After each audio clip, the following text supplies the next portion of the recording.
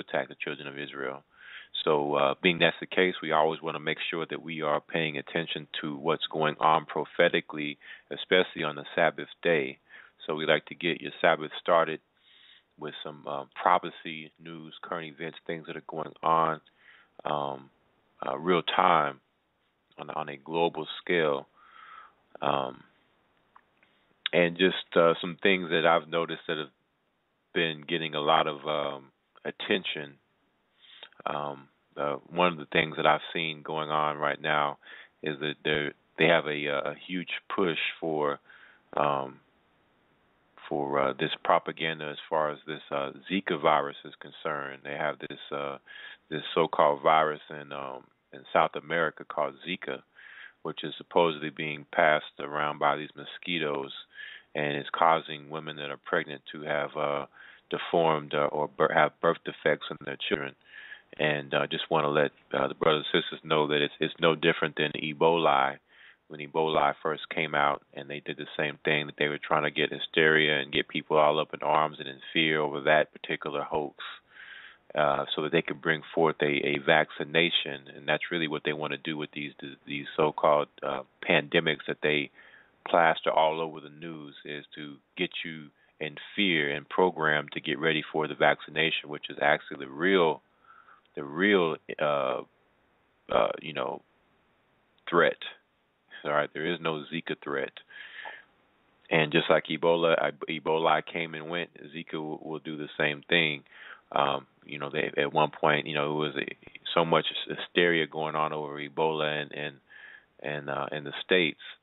All of a sudden, you hear nothing about Ebola, and that was 2 years ago, almost now. So, so this is what they do. It came and it went. It popped up, and one person had it, and a few people had it, and then all of a sudden, Ebola just disappeared. They're talking about, we got to stop airlines and we got to stop people from coming from West Africa because they're bringing it. So what happened? It's just the fact that it never existed. So if they can put these things in the media and constantly put them in your face and show these stories over and over and over and over again, then it's a programming mechanism that they are instituting. We have to be mindful and wary of this. Of course, there's more and more signs when it comes to a global cataclysm as far as the financial markets are concerned with the global economy. You're steadily seeing things happening more and more when it comes to that. Oil hitting an all-time low in 13 years, and we continue to see things happening in the economy. And typically what happens is whenever you ever seen an economic recession or depression happen in history, you always see a war that follows or coincides with that economic collapse or depression or recession. So it's not a surprise that we now see this escalation of war happening in the Middle East, and not just the war in the Middle East, but all the other wars that they have: the war on terror, the war on drugs, all these wars that they've put out there that they're fighting, the war on domestic terrorism, all these things. Because what happens is, in an economic collapse scenario, then what better for the economy than war? To get your fellow countrymen behind your country patriotically, and to get in the military factories and pump out weapons, and it's good for the economy. We were offering jobs now, more jobs than we would have if we weren't at war. So all of these things always happen when you go back and you look at World War One and you look at World War II. There were times of great economic despair in the financial markets with these wars. So when you see this happening, then you know that war is the war drums are beating. And speaking of that, we're going to go right into it, because this is actually the news that should be getting most of the attention, but for whatever reason, This particular news is getting very little, if any, attention from what I've seen when it comes to mainstream news. They're not talking about this really at all. Um, so the first article we have comes off of the economiccollapseblog.com. States here, it says World War III could start this month. 350,000 soldiers in Saudi Arabia stand ready to invade Syria. This is February 14, 2016. It says 350,000 soldiers, 20,000 tanks, 2,450 warplanes, and 460 military helicopters are massing in northern Saudi Arabia for a military exercise that is being called Northern Thunder. According to the official announcement, forces are being contributed by Saudi Arabia, the United Arab Emirates, Egypt, Jordan, Bahrain, Sudan, Kuwait, Morocco, Pakistan, Tunisia, Oman, Qatar, Malaysia, and several other nations. So just look at all of those nations that are contributing military resources and weaponry to Syria. It says this exercise will reportedly last for 18 days, and during that time, the airspace over northern Saudi Arabia will be closed to air traffic. This will be the largest military exercise in the history of the region, and it comes amid rumors that Saudi Arabia and Turkey are preparing for a massive ground invasion of Syria. If you are going to gather forces for an invasion, this is precisely how you would do it. Governments never come out and publicly admit that forces are moving into position for an invasion ahead of time, so military exercises are a common excuse that gets used for this sort of thing. All right, so they're using this term, military exercises, as a cover for what they're looking to execute, and for a ground invasion or heightened military elevation in Syria. It says, if these exercises are actually being used as an excuse to mass forces near the northern Saudi border, then we should expect an invasion to begin within the next couple of weeks. If it happens, we should expect to see the Saudi coalition storm through western Iraq and into Syria from the south, and it is likely that Turkey will come in from the north. The goal would be to take out the Assad regime before Russia, Iran, and Hezbollah could react. For the past couple of years, Saudi Arabia, Turkey, and their allies have been funding the Sunni insurgency in Syria, and they were counting on those insurgents to be able to take down the Assad regime by themselves. You see, the truth is that ISIS was never to lose in Syria. Saudi Arabia and her allies have been funneling massive amounts of money to ISIS, and hundreds of millions of dollars of ISIS oil has been shipped into Turkey, where it is sold to the rest of the world. The major Sunni nations wanted ISIS and other Sunni insurgent groups to take down Assad. In the aftermath, Saudi Arabia and her allies intended to transform Syria into a full-blown Sunni nation. But then Russia, Iran, and Hezbollah stepped forward to assist the Assad regime. Russia air support completely turned the tide of the war, and now the Sunni insurgents are on the brink of losing. Aleppo was once the largest city in Syria, and Sunni insurgents have controlled it since 2012. But now relentless Russian airstrikes have made it possible for Syrian, Iranian, and Hezbollah ground forces to surround the city, and is about to fall back into the hands of the Syrian government. If this happens, the war will essentially be over. Saudi Arabia, Turkey, and their allies have invested massive amounts of time, money, and effort into overthrowing Assad, and they aren't about to walk away now. If the war was to end right at this moment, a weakened Assad regime would remain in power, and Iran and Hezbollah would be the dominant powers in the country for years to come.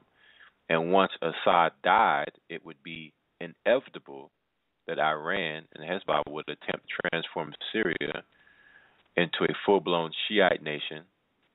This is something that Saudi Arabia and Turkey want to avoid at all costs. So they are actually considering what was once absolutely unthinkable, a massive ground invasion of Syria. But if Saudi Arabia, Turkey, and their allies go in, they run the risk of a full-blown war with Russia, Iran, and Hezbollah. Just consider some of the comments that we have seen in recent days. Reacting to a potential troop deployment, Syrian Foreign Minister Walid el-Mualim said Saturday that no one think they can attack Syria or violate its sovereignty because I assure you any aggressor will return to their country in a wooden coffin. Pavel Kreshnikov, a deputy of Russia's State Duma, has warned Saudi Arabia that any military ground operation in Syria without Damascus' consent would amount to a declaration of war, Press TV reported. We could literally be looking at the spark that sets off World War III. I can't believe that Saudi Arabia and Turkey are actually considering this. And if it does happen, you can rest assured that Barack Obama gave them the green light to go in. Unfortunately, it sounds like the decision may have already been made. Just consider what Turkish Foreign Minister Mevlut Cavusoglu is saying. If we have such a strategy, then Turkey and Saudi Arabia may launch a ground operation, he added, fueling concerns that a foreign troop invasion may soon further complicate the turbulent situation in the war-torn country. Earlier, Saudi Arabia, Bahrain, and the UAE voiced their readiness to contribute troops for a ground operation in Syria on the condition that the U.S. would lead the intervention. Damascus and its key regional ally, Iran, warned that such a foreign force would face strong resistance. And in addition to all the forces massing in northern Saudi Arabia, the London Independent is reporting that the Saudis have sent troops and aircraft to a military base in Turkey. Saudi Arabia is sending troops and fighter jets to Turkey's Incirlik military base ahead of a possible ground invasion of Syria. The Turkish Foreign Minister Mevlut Cavusoglu confirmed the deployment in a statement to the Yeni Safak newspaper on Saturday, that days before a temporary ceasefire is due to come to force. There are reports that Saudi officials are saying that the decision to send in ground troops is irreversible, and Reuters is reporting that the Syrian government claims that some Turkish troops have already entered the country. The Syrian government says Turkish forces were believed to be among 100 gunmen it said entered Syria on Saturday, accompanied by 12 pickup trucks mounted with heavy machine guns, and an ongoing supply operation to insurgents fighting Damascus. The operation of supplying ammunition and weapons is continuing via the Bab al-Shalama crossing to the Syrian area of Azaz, the Syrian foreign minister said in a letter to the UN Security Council published by state news agency SANA. Of course, the Turkish government is not going to confirm that report, but what we do know is that Turkey is shelling Kurdish forces on the Syrian side of the border. The funny thing is that these Kurdish forces are actually being supported and supplied by the U.S. government. So the Turks are not supposed to be doing this, but according to Reuters, they have been doing it for 2 days in a row anyway. The Turkish army shelled positions held by Kurdish-backed militia in northern Syria for a second day on Sunday, killing 2 fighters, the Syrian Observatory for Human Rights Monitoring Group said. Turkey on Saturday demanded the powerful Syrian Kurdish YPG militia withdraw from areas that it had captured in northern Aleppo region in recent days from insurgents in Syria, including the Manag air base. The shelling has targeted those areas. The hostility between Turkey and the Kurds goes back a long, long way. The Syrian Kurds are not threatening Turkey in any way right now, but Turkey is using the instability in the region as an excuse to lob artillery shells at a hated enemy. It is an act of naked aggression that the Obama administration should be loudly denouncing. In addition, it is being reported that the Syrian government forces have also been getting shelled by the Turkish military. Anatolia News Agency reported that the Turkish militia hit Syrian government forces on Saturday, adding that the shelling had been in response to fire inflicted on a Turkish militia guard post in Turkey's southern Hatay region. Turkish artillery targeted Syrian forces later again on Saturday, according to a military source quoted by RIA Novosti. The attack targeted the town of Deir Jamal in the Aleppo governorate. Needless to say, the Russians are quite alarmed by all of this. In fact, Russian Prime Minister Dmitry Medvedev is warning about what could happen if things spiral out of control. If, in the wake of Saudi Arabia's proposal to send in ground troops on Thursday, the Russian Prime Minister claimed the move could spark a new world war. A ground operation draws everyone taking part in it into a war, he told Handelsblatt newspaper. The Americans and our Arab partners must consider whether or not they want a permanent war. If Saudi Arabia, Turkey, and their allies launch an invasion and make a mad dash to take out the Assad regime in Damascus, the Russians will inevitably respond. And if tactical nuclear weapons are necessary to keep the invading forces out of Damascus, the Russians will not be shy about using them. I don't know if I have ever seen a scenario which was more likely to initiate World War III than the one that we're watching unfold right now. So what has the mainstream media been saying about all of this? Incredibly, they have been almost entirely silent. When he went looking for news about these events, James Bailey could find almost nothing on either Fox News or CNN. I just visited the homepage for FoxNews.com and found not one single mention of the insane events now unfolding in the Middle East. I could not believe it, so I used my find tool to search for Syria and Saudi Arabia. Not one mention. That could change at any moment, but nothing there when I checked. Their stories were all about the meaningless presidential election, which has already been decided regardless of what we think about it, and other stories about entertainment, sports, congressional, political theater, etc. So I went to CNN and I found just about the same thing with one news story about the Syrian ceasefire. But when I read it, there was no mention of any of the big events that have developed this week. This is truly an amazing media blackout.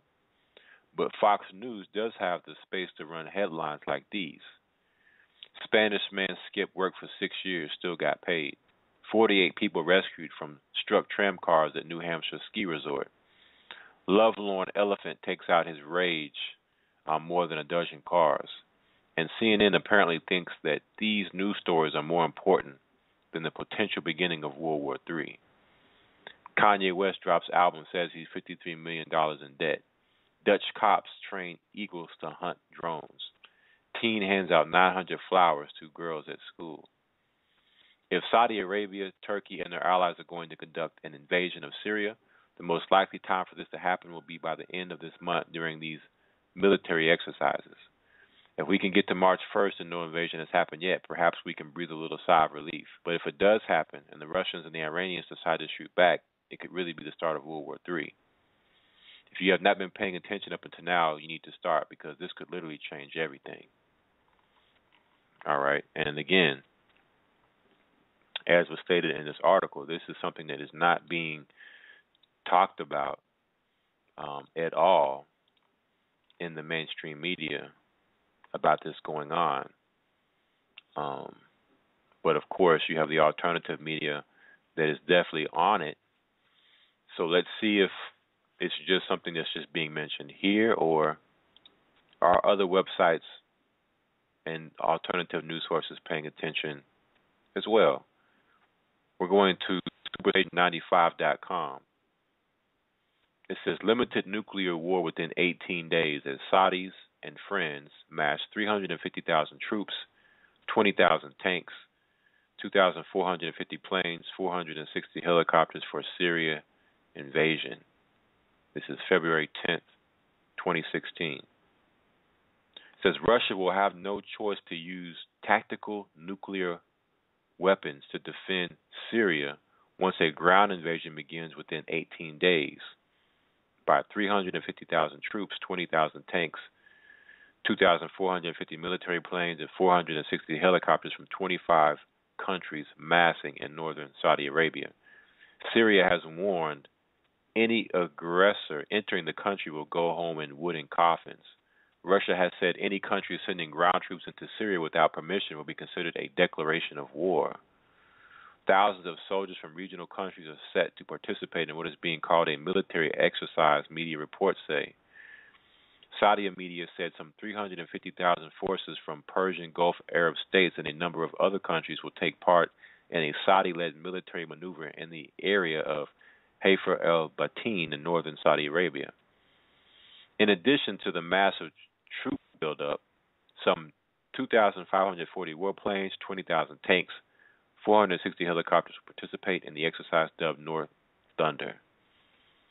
The exercise is scheduled to last 18 days, during which the airspace over northern Saudi Arabia will be closed.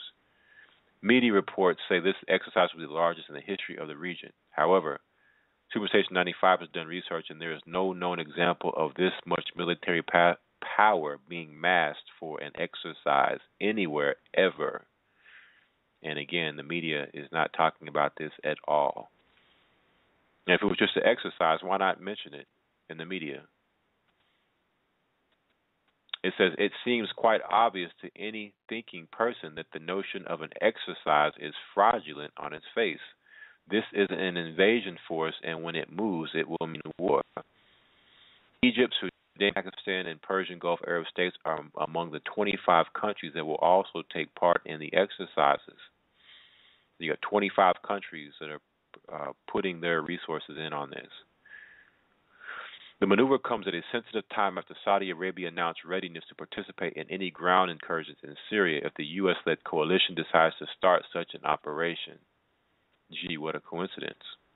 Saudi Arabia is a member of the U.S.-led coalition that has been conducting air raids inside Syria. The airstrikes have been going on without any authorization from the Syrian government or a UN mandate since September 2014.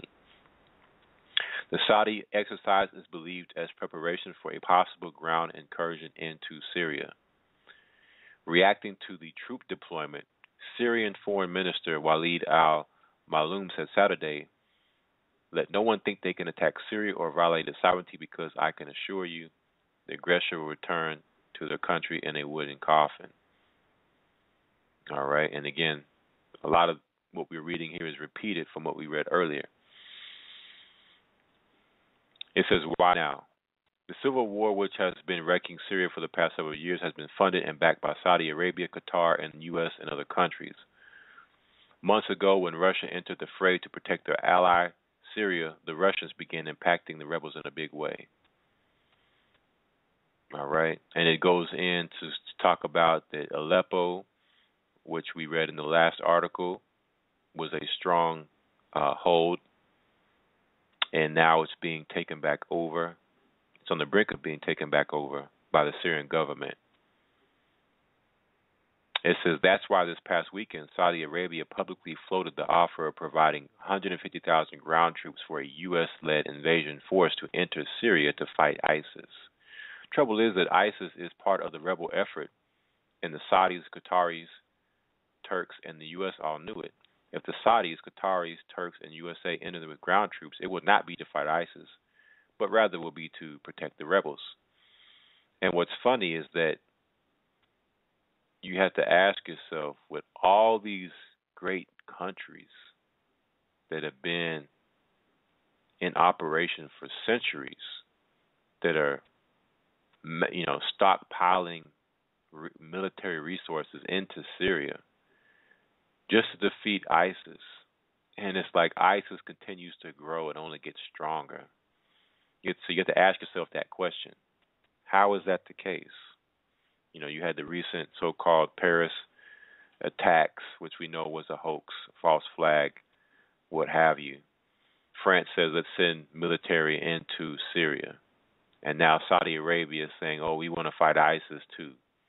Let's send military into Syria. Right? And this is adding to all the other countries that were already there, with all the other countries that are now joining in on the fight. But yet ISIS continues to grow stronger every day. So, of course, we know that somebody within this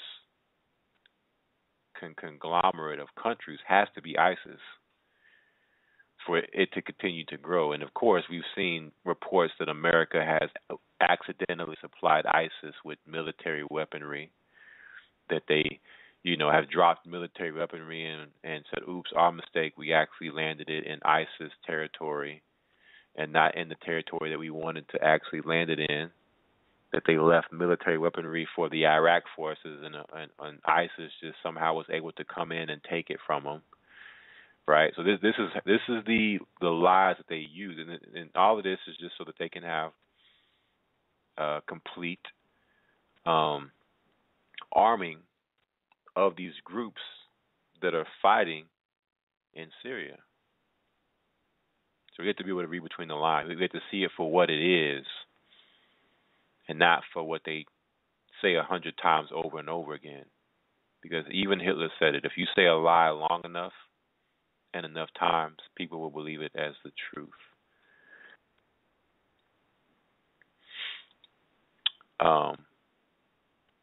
It says U.S. Defense Secretary S. Carter publicly replied that the Saudis had a good idea and he would take it up with our other allies. But if Aleppo falls, then the final holdout of the terrorists and rebels, a city called Raqqa, will fall as well. And at that point, the civil war is over and the bad guys will have lost. As of tonight, February 10, 2016, Aleppo is now surrounded and cut off. The Saudis are getting desperate to help their rebel terrorist buddies. The only way the Saudis, Qataris, Turks, and USA can possibly hope to protect their rebel pals is to enter in such massive force they overwhelm the Russians. This triggers another problem. Russia has a doctrine of using tactical nuclear weapons first to protect their interest and their territory. It says tactical nukes must be used, no other choice. During the Cold War, when the old Soviet Union posed an invasion threat to Western Europe, NATO's war plan called for NATO to use tactical nuclear weapons first to stop the 20,000 Russian tanks and overwhelming troops. The same way NATO knew that's the only way to stop 20,000 tanks and several 100,000 man invasion force, the Russians know it too. And the Russians will be forced to use tactical nukes in order to protect Syria.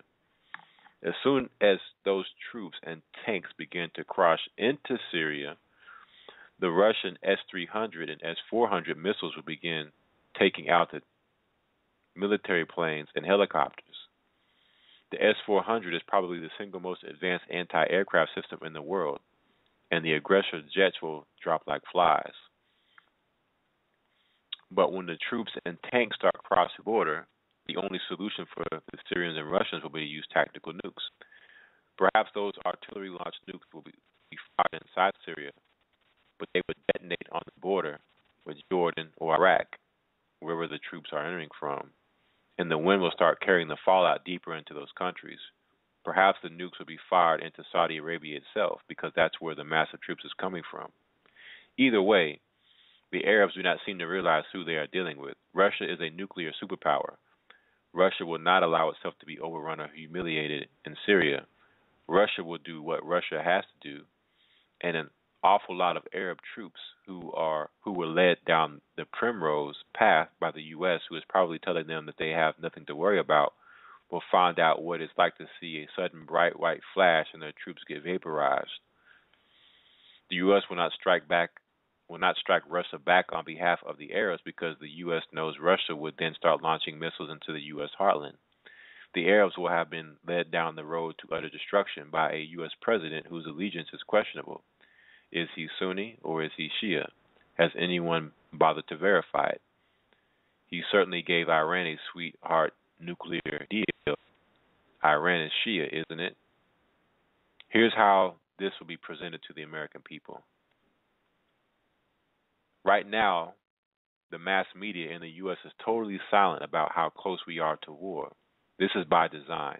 When the Saudis and their pals begin the invasion and the Syrians and Russians are forced to use tactical nukes to stop them, the American people will suddenly be told Russia has just attacked our allies, Saudi Arabia, with nuclear weapons. We must enter to defend our allies. The American people, kept blissfully ignorant of who really started this and why, will say to themselves, my God, those filthy bastards use nukes, let's get them. And off to war we go. Obama, if he is Shia, would then achieve another goal, destroying the great Satan, as Iran has called us. So we in the U.S. have to ask ourselves, is Obama a Christian, as he has claimed, or is he a Muslim, as many have said? And again, if he is Muslim, is he Sunni or is he Shia? We need only look at the sweetheart deal he gave to Iran to get a very good idea of the actual answer. Divert attention from economic collapse. The reason this is going to take place is simple. The government in the U.S. and those in Europe need a diversion to shift the public's attention away from the coming economic collapse. Right now, banks throughout Europe are on the edge of collapse from their bad loans, speculation, and corruption. In Germany, for instance, Dutch Bank has seen more than 50% of its stock value get wiped out, and with 40% of that fall since January 1st. People are pulling money out in droves. The banks are becoming unstable. If or when Dutch banks collapses, they are exposed to derivatives worth $50 trillion. When the bank fails, the $50 trillion hits the rest of the banks and they collapse too. In the USA, the too big to fail banks are now also heading into collapse because instead of changing when they needed bailouts in 2008, they kept right on doing what they were doing. Now they are all bigger and in worse debt. The governments do not have the credit or the cash to bail out the banks again. So when the banks go under, and they will, the governments need to divert people's attention from the fact that their life savings and retirement money have been wiped out. And a limited nuclear war is just what they need to shift people's attention away from losing their life savings. Right? And that's right on point to what, I had mentioned at the beginning of the broadcast, is that you always see these wars, these great wars, during the time of economic cataclysms for so many reasons. And again, they're trying to do everything they can to keep people in the dark. So flood people with entertainment news, whether it's sports or Kanye West or, just vanity and complete foolishness as they continue to turn the heat up. And you're a cooked goose before you know it. It says here, it may already be too late. We may not be able to stop what's coming, but we have to at least try. There does not have to be a war. All right. I'm not going to read that because, of course, you can't stop this. There's no stopping what's coming. This is Bible prophecy. So this is this reader's particular cry out to spread the word, try to stop this from happening, but it's going to happen. It's inevitable. All right. So let's continue on here. Let's go to the next news source to see if this is just rumor.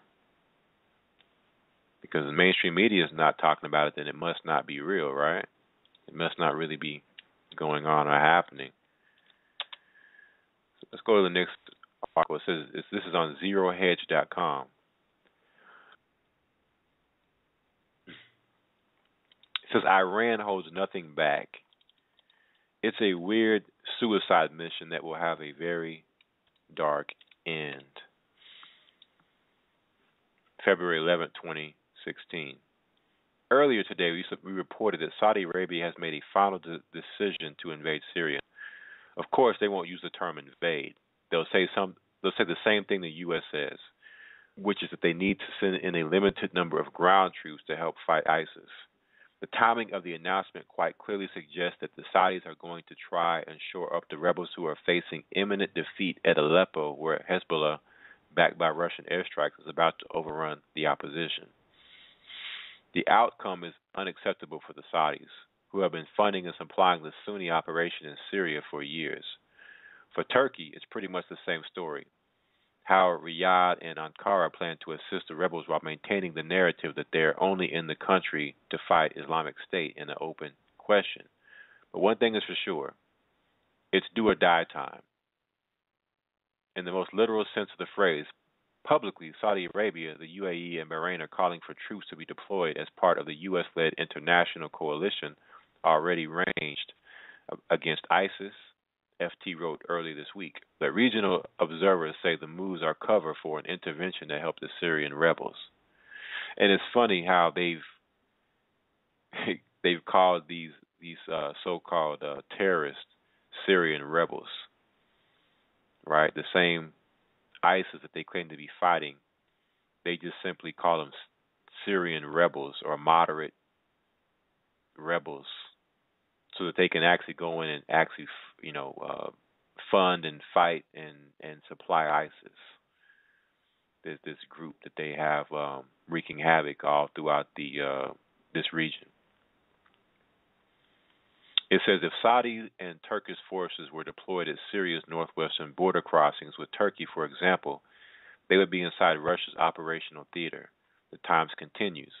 This would be a total nightmare for the U.S., said analyst Aaron Stein of the Atlantic Council in Washington. What happens if Russia kills a Turk? It would be killing a NATO member. Yes, a total nightmare for the U.S., and to let one Iranian military source tell it, a total nightmare for the Saudis as well. Read below to see what Tehran thinks about Riyadh's chances of securing a desirable outcome in Syria. Note the reference to Saudi Arabia and Islamic State's shared ideology. This comes from Iranian military personnel. It says, it's a joke. We couldn't wish for more than that. If they can do it, then let them do it. But talking militarily, this is not easy for a country already facing defeat in another war in Yemen, or after almost 1 year they have failed in achieving any real victory. And that's another thing we have to look at is what's going on in Yemen with Saudi Arabia, as they have been fighting there to take control of that particular country and have not been able to do so there. So now how are they going to then take military into Iraq and into Syria and expect to have victory? Right? They're stretched thin. The same with America. America has troops all over the place and are stretched thin. It says the Saudis might really take part in this war. Such a decision might come from the rulers of the kingdom without taking into consideration the capabilities of their troops. And here is when the tragedy would occur. They are not well trained for such terrain. I'm not sure if they sorted out the supply routes they would use. This is assuming they would only fight IS. But it's obvious they want to implement their agenda after their proxies failed. This would mean a regional war. Mistakes can't be tolerated, especially with the tension mounting around the region. It's not about Iranians, but about all troops on the ground fighting with the Syrian army.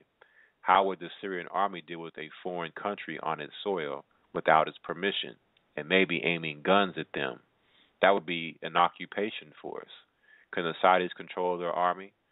Who can guarantee that some of them might not defect and join IS? They have the same ideology and they hold the same beliefs, and many of them are already connected to IS.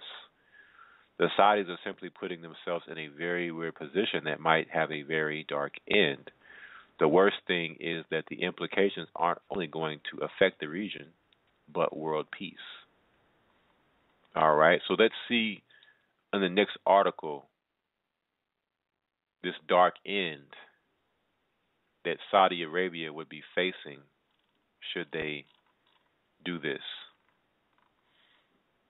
It says, this is on shtfplan.com. It says the reality of Saudi Arabia going to war. They will lose 50% of their forces in the first engagement. February 13, 2016. It says a war is brewing, and perhaps within a few days or weeks. Should cooler heads not prevail in the Middle East, we will see the operating salvos of World War III. This time it won't just be a proxy war between various extreme and moderate terrorist organizations. This time, as John Kerry so eloquently noted, the end result may well be war with the Russians. As we publish, Saudi Arabia forces are readying their air force for bombing runs over Syria. According to reports, they are also massing ground troops and awaiting the go-ahead from their Western coalition partners, with the final order likely coming directly from the U.S. For the moment, the U.S. will be sitting this one out, acting indirectly as more of a support mechanism rather than putting any boots on the ground. Thus, it will be in the hands of the Turks and Saudis for now. But if they think they're simply going to walk into Syria against battle-hardened forces sponsored by Iran and Russia, they are about to get a very brutal wake-up call. In a forum posting detailing the hidden agenda behind Saudi Arabia's market share strategy, prolific researcher and analyst John Galt of the Shenandoah website says that should Saudi Arabia put boots on the ground and attempt to engage ground forces in Syria, the consequences may be disastrous. The Saudi forces allegedly deployed are designed for operations to protect the royals. Saudi SF are not trained for foreign engagements, have no familiarity with Syrian, Iranian, or other combat operations. It would be like sending our TSA to fight the Mexican drug cartels in Monterrey.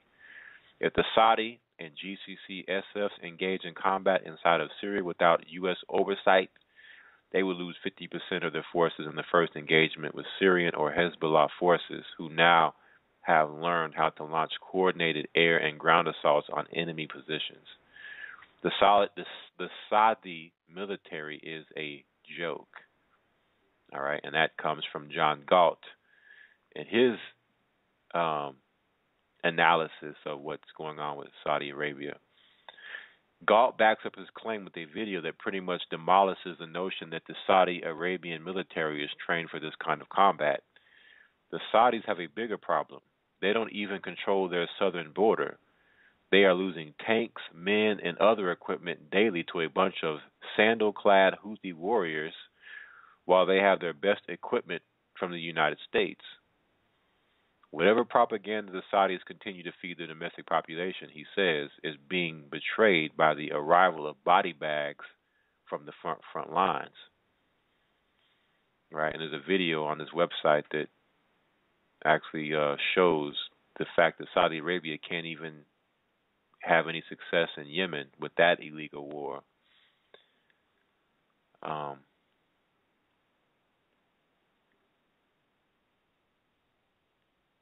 Let's see if there's any more here, this article.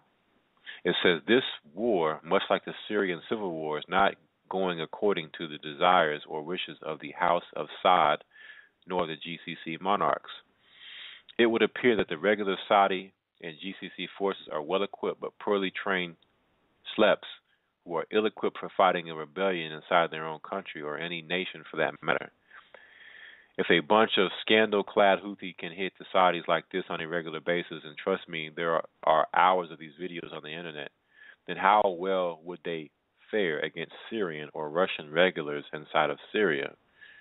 Not very well, in this author's opinion, and thus the threat that the Saudi GCC entry into the Syrian conflict is nothing more than an attempt to draw NATO into a major Middle East war.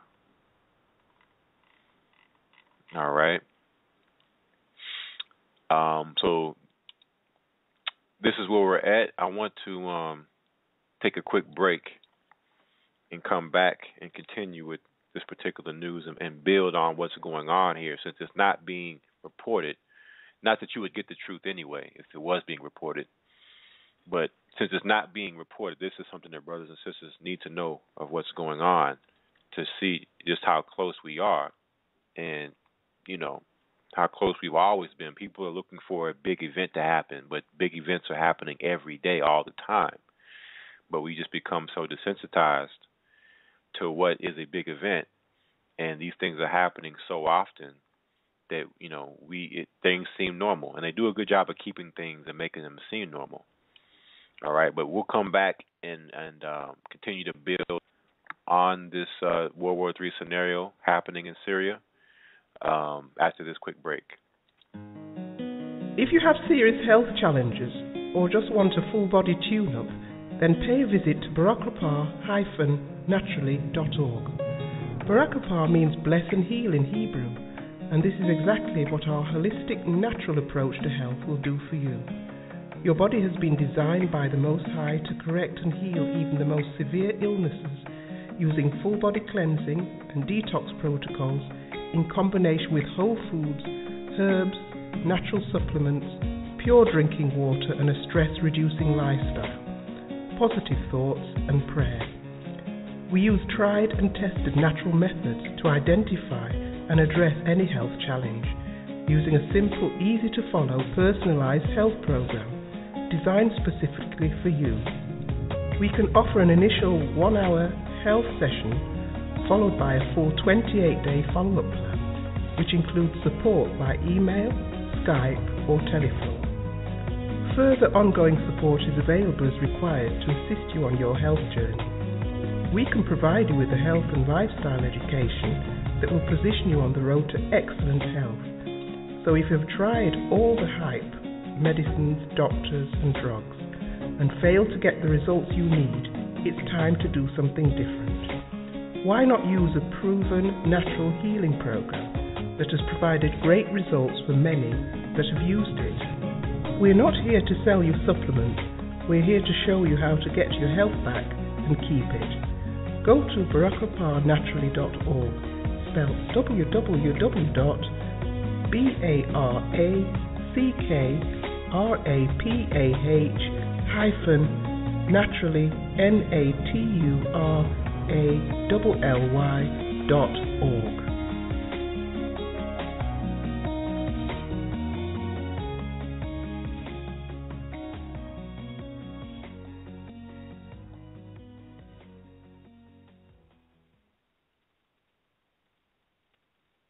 Shalom, brothers and sisters at GOCC. This is Pastor Truman Burst, Master Herbalist for over 50 years, helping all GOCC members, always at no charge, answering your questions about natural remedies and health. We're getting great results. Give us a call at 541-981-2520. 541-981-2520. Email Truman@healthherbs.com.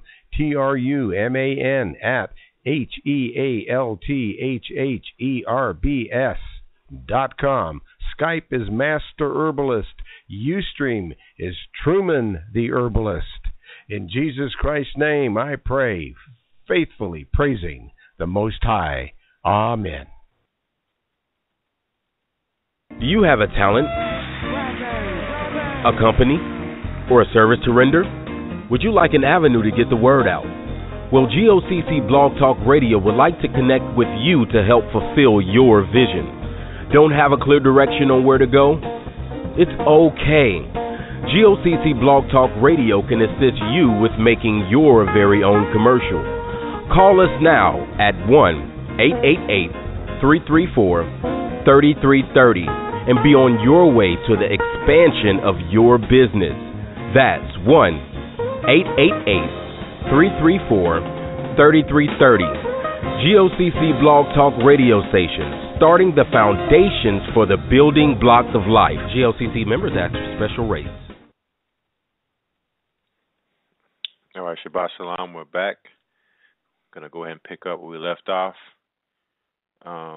Speaking about this escalation of war in Syria, now that Saudi Arabia and friends are looking to send their troops in. The next article we have comes off of endoftheamericandream.com. It says Turkey is asking the U.S. to take part in a ground invasion of Syria. February 16, 2016. Reuters is reporting that Turkey is asking the U.S. and other Western allies to participate in a massive ground invasion of Syria. But of course, the Turks are not exactly sitting around and waiting for their Western allies to get on board. Turkey shelled northern Syria for a fourth consecutive day on Tuesday, even though the Obama administration has been asking them to. The targets were Kurdish and Syrian military positions, and the goal appears to be to slow down their advance toward the Turkish border. The Sunni militants that Turkey has been supporting for 5 years now are being completely routed, and Turkey is in a great deal of panic about this. I knew that Turkey was trying to round up support for overt military action, but I was stunned when I came across a mainstream news report today that publicly admitted that Turkey is asking the Obama administration to be part of a full-fledged ground invasion of Syria. Turkey is asking allies, including the U.S., to take part in a joint ground operation in Syria as a Moscow-backed government advance nears its borders, raising the possibility of a direct confrontation between the NATO member and Russia. We don't have to wonder if Turkey wants an invasion of Syria anymore. They are now coming out and openly saying it. Just consider what Turkish Foreign Minister Mevlut Cavusoglu told Reuters. Some countries like us, Saudi Arabia, and some other Western European countries have said that a ground operation is necessary. Turkey Foreign Minister Mevlut Cavusoglu told Reuters in an interview. However, this kind of action could not be left to regional powers alone. To expect this only from Saudi Arabia, Turkey, and Qatar is neither right nor realistic. If such an operation is to take place, it has to be carried out jointly, like the coalition airstrikes, he said. Obviously, Turkey would like the U.S. to take the lead role. A full-blown ground invasion of Syria is a very risky thing and could easily spark World War III. So even though Turkey is chomping at the bit, they are hesitant to go at it alone because they realize what the consequences could be. The Saudis seem hesitant to go ahead without the U.S. This is what Saudi Foreign Minister Adel al-Jubeir told reporters during a news conference in Riyadh.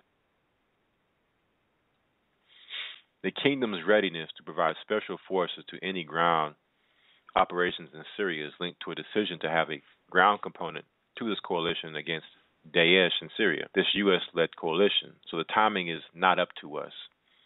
Al-Jubeir told a news conference in Riyadh, adding, with regards to timing of the mission or size of troops, this has yet to be worked out. But without a doubt, preparations for war continue. As I reported the other day, troops from 20 different nations are gathering in northern Saudi Arabia for the largest military exercise in the history of the Middle East. Okay, we know that this is called Northern Thunder, and that all the troops and warplanes and military helicopters and tanks that they're sending in. It says here, but in any event, that is a very large gathering of military forces, and many have speculated that this could constitute the main invasion force. Of course, there are two major problems. The path from Saudi Arabia to Syria is blocked by Iraq and Jordan. In recent days, Iraq has deployed troops to its border with Saudi Arabia in order to keep an eye on these military exercises. Iraq has deployed large military forces with Saudi Arabia to oversee the ongoing military training conducted by the kingdom. Member of the Parliamentary Security and Defense Committee, Adnan al-Assadi, told the Iraqi news agency INA. The large-scale military exercises started on Tuesday with the participation of ground forces from Egypt, Sudan, Jordan, and several other Arab states. The members of the Riyadh's anti-terrorist coalition. So it appears that the path through Iraq is blocked. But what about Jordan? After all, they are participating in Northern Thunder. So passing through Jordanian territory would seem to make the most sense. Unfortunately for the Saudis, the Jordanians are not inclined to participate in any invasion unless the Americans and the British lead the way. A Jordanian official confirmed that the country will not participate in any Turkish or Arab-led Syrian invasion unless mandated by the UN, led by Western forces and coordinated with Russia. Jordan is not going to send ground forces into Syria unless these troops are led by Americans and British, the Jordanian official said, speaking on condition of anonymity. We have very long borders with Iraq and Syria, which are more than 550 kilometers. Any ground troops, including Jordanian forces, should be sent after a UN approval and after full coordination with Russia. For now, it appears that if there is going to be a ground invasion of Syria, that it is most likely to come from the north. According to Russian insider, the Saudis and the Turks have established a joint operations center and both the Saudis and the UAE have sent military aircraft to Turkey. According to reports, Saudi Arabia has created an operations room with Turkey in preparation for a joint assault on Syria. The report also claims that military planes from the UAE are now stationed at Incirlik Air Base in Turkey, the same base where Saudi jets were. The report, which hasn't been independently verified, is consistent with the Saudis' openness about a possible invasion, as well as Turkey's warning that escalation is imminent. And it's not all talk. Turkey has already begun attacking. Turkey has indeed already started attacking. They have been shelling Syria for 4 days in a row, and nobody is making them stop. But a full-blown ground invasion is another thing altogether. So will Turkey and Saudi Arabia go ahead, or will they chicken out because the U.S. does not want to be involved? We will just have to wait and see what happens over the next few weeks. All right. And this takes us to our last article here.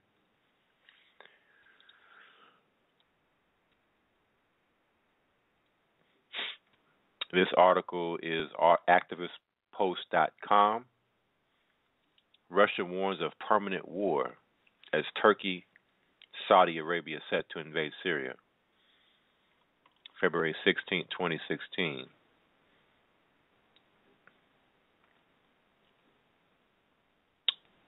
As the Syrian government is swiftly gaining control over the terrorists who have run rampant all across the country for the past 5 years, NATO and the GCC are kicking their provocations into high gear.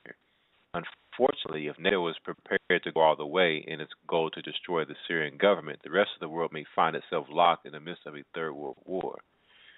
Such a possibility is exactly what Russian Prime Minister Dmitry Medvedev warned about in an interview with German newspaper Handelsblatt. When asked about the recent announcement by Saudi Arabia that the federal monarchy is considering sending ground troops into Syria, Medvedev responded that the Americans and our Arab partners must consider whether or not they want a permanent war. Medvedev stated that such an operation draws everyone taking part in it into a war. Yet that has not stopped the Saudis or the Turks from preparations for an invasion of Syria or from becoming increasingly aggressive in the meantime. For one, Saudi Arabia has sent jets to Turkey's Incirlik Air Base where NATO planes are already stationed. Kılıçdaroğlu, Turkish foreign prime minister, stated on February 13th that the jets would be deployed at Incirlik and Saudi Arabia and Turkey would be engaging in ground operations in Syria under the guise of fighting ISIS. As Hurriyet Daily News reported, this is not an issue for Turkey or Saudi Arabia alone. We have been saying that the coalition should be doing this.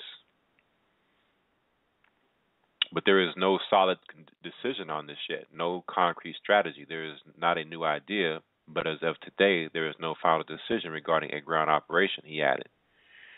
Riyadh and Ankara are both opposed to Syrian President Bashar al-Assad, whose foreign minister last week warned that any ground invasion would amount to an aggression that must be resisted. Al-Assiri said the decision to deploy an unspecified number of jets to Turkey followed a meeting in Brussels of U.S.-led anti-ISIL coalition members who decided to step up their fight against jihadists in Syria and Iraq. He stressed that Saudi Arabia made its decision in coordination with the coalition and a ground operation was being planned. There is a consensus among coalition forces on the ground on the need for ground operations, and the kingdom is committed to that, al-Siri said. Military experts will meet in the coming days to finalize the details, the task force, and the role to be played by each country, he added. Saudi Foreign Minister Adel al-Jubeir also told reporters on February 14th that his country was ready to send special forces to Syria to take part in ground operations against ISIL without giving further details. In addition to the obvious preparations for an invasion of Syria, Turkey has repeatedly shelled Syrian forces, Kurdish fighters, and civilians across the border in the last week. For instance, Turkey has shelled the Kurdish-held air base of Manbij in Aleppo, as well as Kurdish-controlled positions all across northern Syria. The Independent reported that shelling was reported at Manbij Air Base, a former Syrian Air Force base facility that Kurds seized from Islamist rebels just days ago, and at 3 other positions between the airport and Turkish border. The air base has been a key target for several parties in the Syrian civil war since 2012, being besieged by rebels for almost a year until it was seized by a coalition, including an early form of ISIS and the al-Qaeda-linked Jabhat al-Nusra in August 2013, and it remained in rebel hands until Thursday, when Kurdish PYD fighters capitalized on the diversion caused by Bashar al-Assad's forces and Russian airstrikes attacking rebel areas to the south to seize Manbij. Predictably, Turkish Prime Minister Davutoglu claims the shelling was in accordance with rules of engagement. Turkey has also shelled SDF positions in the city of Azaz, a city that represents the western border of main ISIS supply route known as the Jarablus Corridor, illustrating the growing complexity and multi-layered nature of the crisis in Syria, since the SDF is partially supported by the U.S. Turkey has repeatedly warned Kurdish forces against attempting to seize the Jarablus Corridor, fearing an attempt at the creation of a Kurdish state on its southern border and the eventual inflammation of tensions with Turkish Kurds, as well as a desire to keep a vital artery open to ISIS so that the terrorist organization may continue to enter and be resupplied in Syria. Russia's warning, however, remains looming in the background. Clearly, it is a warning that must be taken seriously. All right, so that's it on the articles, and what I would like to do now is go into some Bible prophecy on what we are reading here and have read when it comes to particularly Saudi Arabia's involvement and their upcoming further escalation into this war. So let me bring in Brother Shamdua Allah to read some scriptures for us. One moment. Brother Shamdua Allah, are you there? Yes, sir. How you doing, Op? Hey, Shabbat Shalom. How's it going? It's going all right. All praise be to the Most High Higher. All right, that's good to hear. Let's go to Matthew 24. We're going to start there and get some scriptures here, some scriptural understanding of what we see being spoken of is pinpoint on the money Bible prophecy. Okay. So we're going to Matthew 24.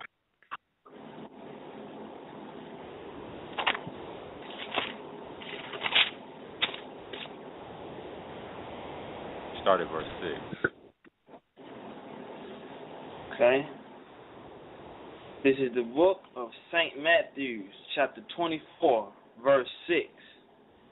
And ye shall hear of wars and rumors of wars. See that ye be not troubled. For all these things must come to pass, but the end is not yet. Verse 7, for nation shall rise against nation, and kingdom against kingdom. There shall be famines and pestilences and earthquakes in diverse places. All these are the beginnings of sorrows. All right. So this is an overview of things that we would be to look for as signs to let us know that we were in the last day leading up to the time of the return of Christ. What I want to focus on with these particular scriptures, even though all of these things are happening and speeding up and happening more frequently, as a child, as when she's about to deliver her child, what I want to focus on here is the wars and rumors of wars. There's never been a time in history where we've had this many wars and rumors of wars, right? So every day there's a new war that's being either waged or put out as a possibility to happen. Kingdom against kingdom, one country against another country. All these are the beginning of sorrows. So Christ is giving an overview of the things in a broad way of what to look for. And now we're going to go further in to get the accurate understanding all the way down to the T of what we're seeing unfolding right now with Saudi Arabia. Now that we have an understanding of what would be happening, now let's get the specifics. So we're going to go into the Apocrypha. And we're going into 2nd Ezra chapter 15. All right, 2nd Ezra chapter 15, and we're going to start at verse 28. All right. This is the book of 2nd Ezra, chapter 15, verse 28. It reads, "Behold, in horrible vision, in a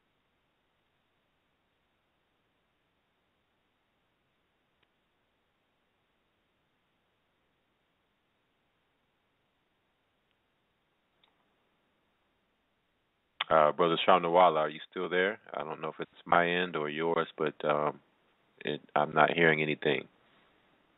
Okay, Brother Shamnawala has dropped, so we'll wait for him to come back in. In the meantime, I'm going to read this here in 2nd Ezra 15. We're at verse 28. "Behold, in horrible vision, and the appearance thereof from the east." What vision? This is talking about a vision from the east, right? Which we know is referred to as the Middle East in present-day time. Verse 29, "Where the nations of the dragons of Arabia shall come out with many chariots, and the multitude of them shall be carried as the wind upon the earth, that all they which hear them may fear and tremble." So we see the nations of Arabia, which is Saudi Arabia, and the Arabs coming out now in a coalition with many chariots, tanks, helicopters, troops, right? Verse 30, "Also the Carmanians raging in wrath shall go forth as the wild boars of the wood, and with great power shall they come, and join battle with them, and shall waste a portion of the land of the Assyrians." So here we see Arabia being joined with allies in a great battle in the east. Where in the east? In Assyria, and wasting a portion of that land. Right? So this is what we're reading in current news is basically a shadow of the prophecy that we're seeing being told in future in 2nd Ezra 15. Right? This is the upcoming unfolding of what we're reading in the news. It hasn't quite happened and played itself all the way out, but the prophecies are telling us what is going to happen, building up to that. And this is the end result of this Arabian assault in Assyria. It says, verse 31, "And then shall the dragons have the upper hand, remembering their nature. And if they shall turn themselves, conspiring together in great power to persecute them, then these shall be troubled, bled, and keep silence through their power, and shall flee. And from the land of the Assyrians," which is Syria, "shall the enemy besiege them, and consume some of them, and in their host shall be fear and dread, and strife among their kings." So just as we read in the articles, they said if Saudi Arabia sends their troops into Syria, it will be a bloodbath for the Saudis. And then prophecy is telling us that they will be consumed. And with this destruction of their military, There'll be strife among their kings, meaning the royal house of Sod will be in great conflict about what to do, seeing their military destroyed. Verse 34, behold, clouds from the east and from the south, clouds from the east and from the north unto the south, and they are very horrible to look upon, full of wrath and storm. What type of clouds are these? These are not storm clouds. These are nuclear clouds. These are mushroom clouds. We read about Russia using tactical nukes, right, and other missiles. So this is what we see happening in the east in prophecy. This horrible vision that Esdras is describing, right? Clouds full of wrath and storm. Verse 35, they shall smite one upon another, and they shall smite down a great multitude of stars upon the earth, even their own star, and blood shall be from the sword unto the belly. So these stars coming down are actual missiles. Look similar to if you were to see a shooting star come out the sky at night, is what Esdras is describing, these missiles coming down, saying blood shall be from the sword unto the belly, meaning that this is extreme war happening in Syria, and bloodshed. Verse 36, and the dung of men unto the camel's hoof, meaning there's dead men everywhere. And as was said in the article, you have men being vaporized from tactical nuclear warfare. Verse 37, and there shall be great fearfulness and trembling upon earth. And they that see the wrath shall be afraid, and trembling shall come upon them. Because when you see, just like they've shown some of these great explosions happen in Syria and other countries in surrounding areas, and these big mushroom clouds go up, and you hear these Arabs talking about Allahu Akbar and all of this over and over, and you got the whole place shaking. Right? This is the great fear and trembling from this particular destruction that we see going on. All right, let me bring Brother Shamnuala back in. If you could pick up for us at verse 38. All right, 2nd Ezra chapter 15, verse 38. And then shall there come great storms from the south and from the north, and another part from the west. Great storms from the south, from the north, and another part from the west. So you see, Ezra is seeing nuclear bombs and missiles going off everywhere. Every direction that you can look, on all borders, you see these great storms of wrath from these particular missiles. Read. Verse 39, and strong winds shall arise from the east, and shall open it, and the clouds which he raised up in wrath, and the stars stirred to cause fear towards the east, and west wind shall be destroyed. And strong winds shall arise from the east, and shall open it, and the cloud which he raised up in wrath, and the stars stirred to cause fear toward the east and west wind shall be destroyed. Right, so you're seeing again all these nuclear bombs and missiles and things going off, and the winds carrying all of this fallout all throughout the region, because we know with nuclear warfare comes radiation. Read. Verse 40, the great and mighty cloud shall be lifted up full of wrath, and the star, that they may make all the earth afraid, and them that dwell therein, and they shall pour out over every high and eminent place and horrible star. So every high and eminent place and horrible star, meaning there's missiles flying from everywhere. Read.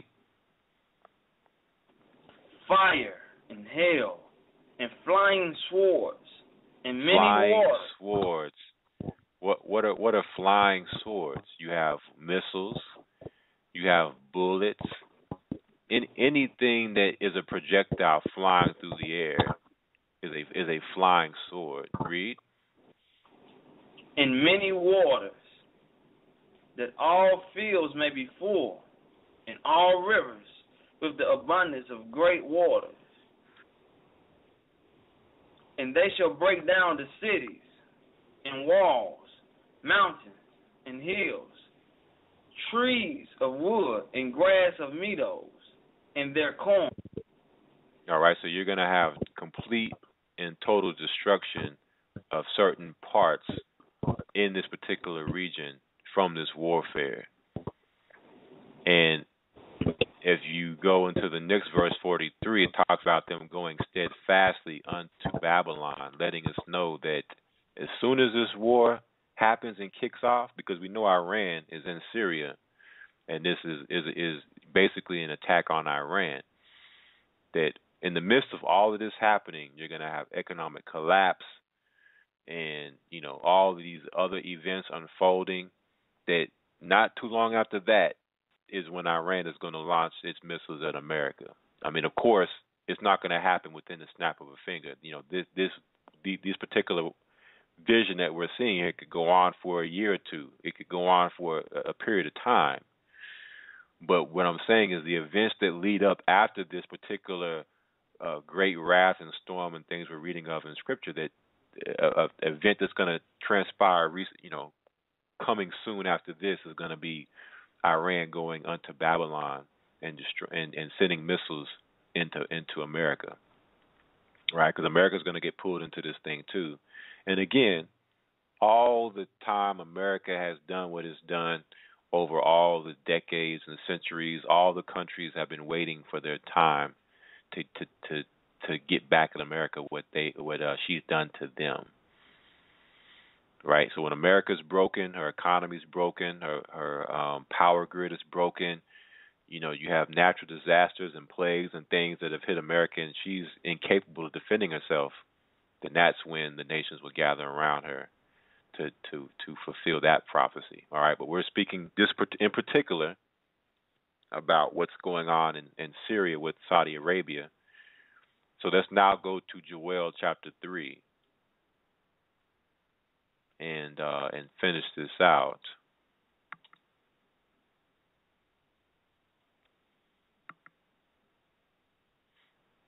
All right, one moment. Let me get the verses here. All right, so we're in Joel chapter 3. Let's start at verse 1. All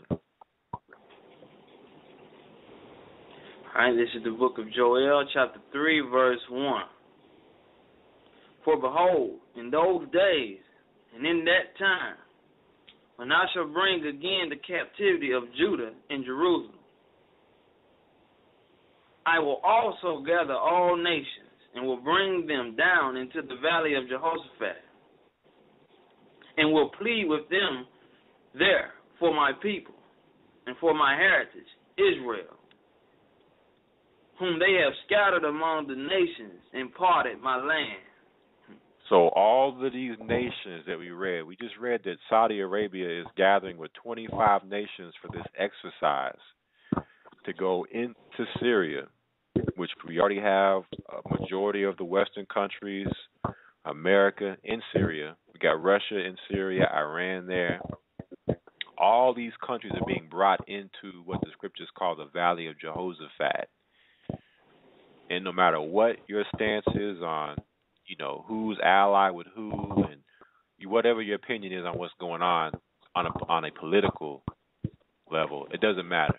Understand that this is prophecy, and that these nations are being brought to this particular part of this area for this particular purpose, to plead with them there for my people and my heritage Israel. So this war has to happen so that we can be released from our captivity, so that we can break free of our bonds and get loose from the system before the system tries to put us under its complete control through the mark of the beast.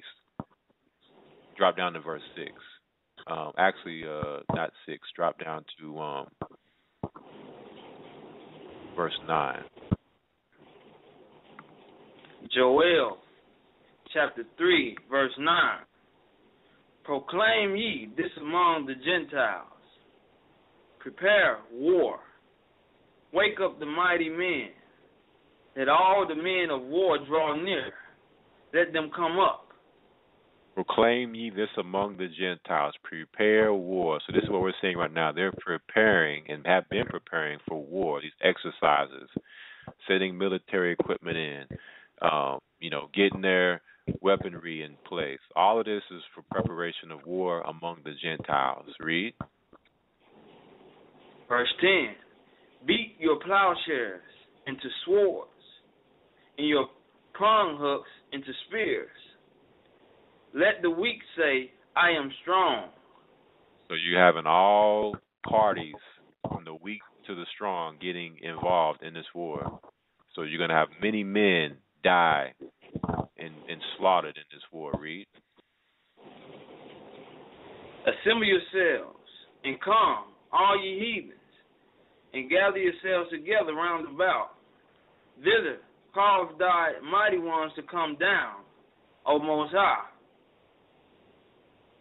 Let the heathens be weakened, and come up to the valley of Jehoshaphat. For there will I sit to judge all the heathens round about. So regardless of what plan the heathen have of coming into this land, for whatever reason they think, whatever their agenda is and what they're trying to accomplish and do, understand that it's the Most High's purpose for them to be deceived by Satan into coming into this particular part of the world to be judged in the valley of Jehoshaphat. Read. Verse 13. Put ye in the sickle, for the harvest is ripe. Come, get you down, for the press is full. The fats overflow, for their wickedness is great. Multitude in the valley of decision, for the day of the Most High is near in the valley of decision. Multitudes in the valley of decision, meaning troops upon troops, armies upon armies, all the weaponry. For the day of the Most High is near in the valley of decision. And this is showing us, brothers and sisters, how close we are. When you start seeing these things happening, how close we are to the final judgment in the earth. And again, it's not going to happen with the snap of a finger. But when these things happen, it's going to change the life that we know to be will be totally changed. And how we think life is normal now, how they're making us think everything is normal and nothing's going on, when things are really, it's like the Titanic is sinking and they're telling you that everything is fine. The ship has not hit an iceberg. It's not, breached. It's not flooding. It's not going down. Just everybody go back to dancing and, shucking and jiving, eating and having a good time partying. This is what they're doing to people, stringing them along as the ship is going down. Right? So the day of the Lord is near. And again, these are key components of Bible prophecy that we must have understanding of, so that when we see it happening, we understand and know how close we are. All right, so I wanted to make sure I was able to come on tonight, because when I seen this happening with Saudi Arabia, that this is not something to just shuck off and just push to the side like it's no big deal. Like, oh, okay, well they've been fighting in Syria for a long time. No, this is major prophecy unfolding, and this is a key year. This is a so-called election year, right? And we I've gone about the broadcast this year talking about how the year started with the economy and what's going on with the global markets as they are continuing to crash and show signs of total collapse. You have this war, military exercises that have never been seen in this part of the world, with this many countries involved going into Syria, right? So I just want to make sure that brothers and sisters understand how serious things are, and if you are not putting forth the work and if you're not putting forth the works and increasing your faith, then in these times will be very dark for those who are not. And it doesn't matter what else that you're doing as far as preparing. There's no level of financial preparation you can do for something like this, because people will be throwing their gold and silver out into the streets because it will have no value, right? Our currency in these last days will be our faith and our works. That no matter where you're at, your deliverance will come from that, not from who can get on a plane or who can get on a boat or who can run the fastest. What is your faith and your works? That will be what will allow you to escape whatever is coming, wherever you're at. All right, so I just want brothers and sisters to understand, because a lot of times when we go over these things, people get fearful and scared. If you're fearful and scared, then you're already behind the eight ball when it comes to faith, right? It means that there's something that you're not doing as far as in obedience with the Most High, that there's some level of sin you're dealing with. Because if you're not in sin, there's no reason to be in fear, right? And start talking about, well, I don't have money for this and money for that. Listen, the money's about to be gone. It's about to collapse the economy. It's about to have the mark of the beast as the way that you can buy and sell. So money is going to have no value anyway. So it's not about money, right? It's about faith and works. All right, so just wanted to go over these things for the brothers and sisters and come back, since it's been weeks since we've been on. But this was something important I wanted to bring out understanding on. But what we'll do is we'll go ahead and take some time out for segment 2, which will go to the call line. So if you have any questions, comments, anything you'd like to add, news-wise or whatnot, you can definitely chime in. We'll take a few calls before we, call it a night and let you enjoy your Sabbath. The guest caller number is 646-200-4309, and you would press 1 if you'd like to speak. And when we come back, we will take your calls. You're listening to Friday Night Sabbath, coming out of Babylon on Blog Talk Radio for the Gathering of Christ Church.